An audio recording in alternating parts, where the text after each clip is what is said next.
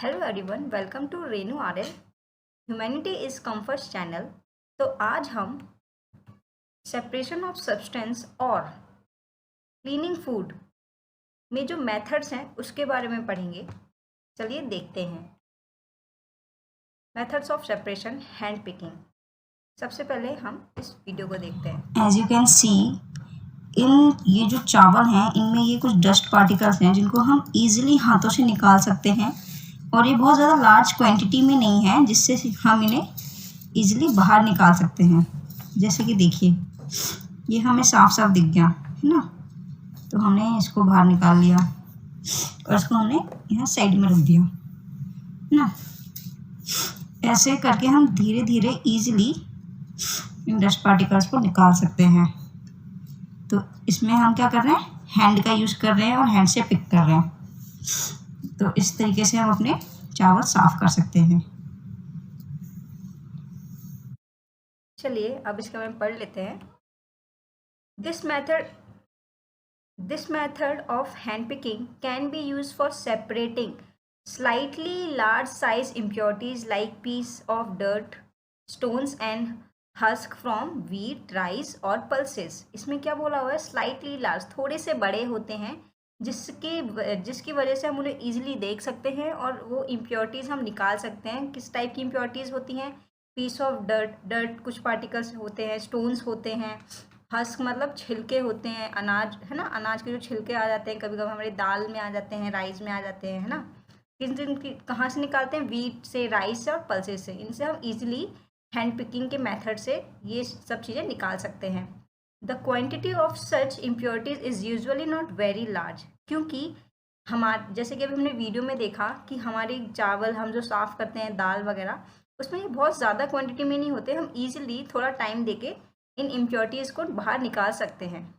In such situation we find that hand picking is a convenient method of separating substance. तो क्या हुआ कि hand picking हमारा एक कन्वीनियंट मेथड है आराम से इन इम्प्योरिटीज़ को ईजिली बाहर निकालने का। ठीक है, जैसे कि आप इस पिक्चर में भी देख रहे हैं कि ईजिली हैंड पिक कर करके सारी इम्प्योरिटीज़ बाहर निकाल रहा है। अब देखते हैं थ्रेशिंग। थ्रेशिंग हमारा दूसरा मेथड है। इसमें क्या है, you must have seen bundles of wheats और paddy stalk laying in field after harvesting the crop. आप लोगों ने देखा होगा फील्ड्स में ना डंठल पड़े होते हैं कटाई के बाद क्रॉप्स के। ठीक है, stalk are dried in the sun before the grain is separated from them.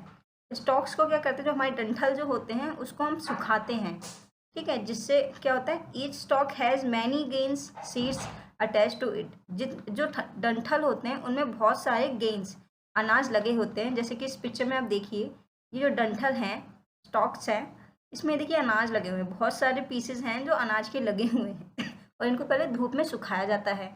उसके बाद क्या किया जाता है, काटने के बाद इनको धूप में सुखाया जाता है। उसके बाद क्या किया जाता है देखते हैं। उसके बाद इस तरीके से एक हार्ड सरफेस पे इनको सुखाने के बाद मारा जाता है, जिससे जो इनके जो गेन्स हैं वो बाहर हो जाए, अलग हो जाए, और ये जो हस्क है ये धान अलग हो जाए।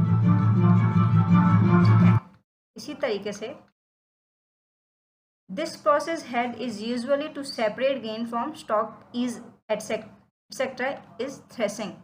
इसी प्रोसेस को हम क्या कहते हैं, थ्रेसिंग कहते हैं, कि हम स्टॉक से ईजिली गेन्स बाहर निकाल रहे हैं। In this process the stalk are beaten to free the grain seeds. क्या करते हैं, मारते हैं, स्टॉक्स को हम पटकते हैं, जिससे क्या होता है, गेन्स सेपरेट हो जाते हैं हमारे स्टॉक से। जैसे कि इस पिक्चर में भी आप देखिए, ये भी एक हार्ड सरफेस पे अपना डंठल जो होते हैं उनको पटक रहे हैं, जिससे क्या होता है कि जो गेन्स होते हैं वो अलग हो जाते हैं और जो हमारा डंठल होते हैं, जो हमारे ये छिक्कल हो गए और इसे हम धनकर जो होता है ये अलग सेपरेट हो जाता है। Threshing is done with the help of बोल्क्स।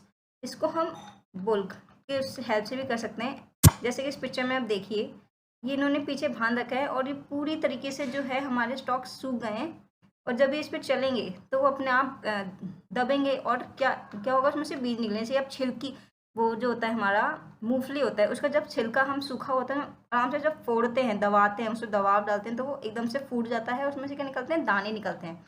उसी तरीके से ये बफेलो जब चल रही है और ये जो पीछे जो ये हैवी चीज़ है, इससे क्या होगा ना, जब दबाव पड़ेगा उस पर, क्योंकि ये सूखा हुआ है, तो वो जो गेंस है वो अलग हो जाएंगे और जो हमारे छिलका है जो हमारा ये है धनकर, ये अलग हो जाएगा।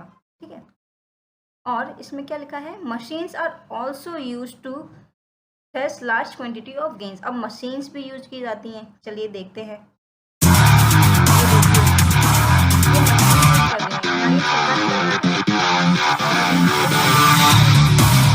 इस तरीके से मशीन यूज की जाती है। ठीक है। छिलका, ये जो धनकर कह सकते हैं हम इसे, जो अलग हो रहा है और यहाँ पे ये हमारे गेंस निकल रहे हैं।